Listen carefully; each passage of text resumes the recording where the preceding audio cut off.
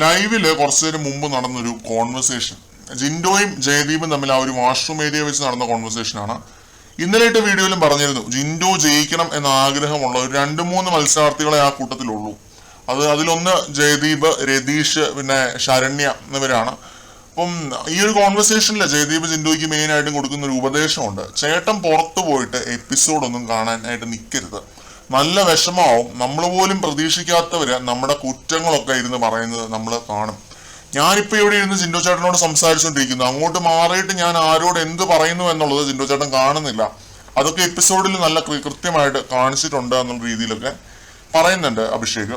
ഇത് അഭിഷേക് പറഞ്ഞത് ആരെ പറ്റിയാണ് എന്ന് നിങ്ങൾക്ക് ഊഹിച്ചെടുക്കാവുന്നതേ ഉള്ളൂ. ജിൻഡോയുടെ കൂടെ നിന്ന് തക്കം കിട്ടിയപ്പോൾ അയാളെ താറടിച്ച് സംസാരിച്ച ഒരു മത്സരാർത്ഥി.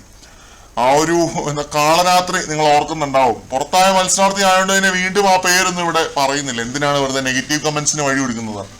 അഭിഷേക് ഇത് പറഞ്ഞപ്പോ ജിൻഡോ ചോദിക്കുന്നുണ്ട്, ഞാൻ എന്റെ മാക്സിമം കൊടുത്തിട്ട് ഇവിടെ നിന്നില്ലേ എന്ന രീതിയിലൊക്കെ.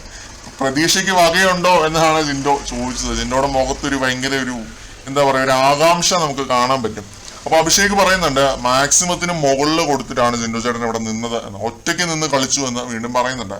എന്തായാലും പുറത്തുനിന്ന് വന്നവർക്ക് വിന്നർ ആരാവും എന്ന ചോദ്യത്തിന് യുണാനിമസ് ആയിട്ട് ഒരു പേരല്ല പറയാനുള്ളത്. സീസൺ 5 പോലെ സിനാരിയോയെ അല്ല ഈ സീസണിലുള്ളത്.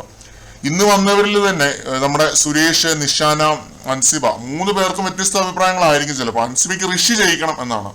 അപ്പൊ ജിൻഡോ എന്ന പേര് പറയുന്നത് 2-3 പേര് മാത്രമാണ് ആ കൂട്ടത്തിൽ. അത്രയ്ക്കും ഹൗസിനകത്ത് സപ്പോർട്ട് കുറവുള്ള ഒരു മത്സരാർത്ഥിയാണ് ജിൻഡോ.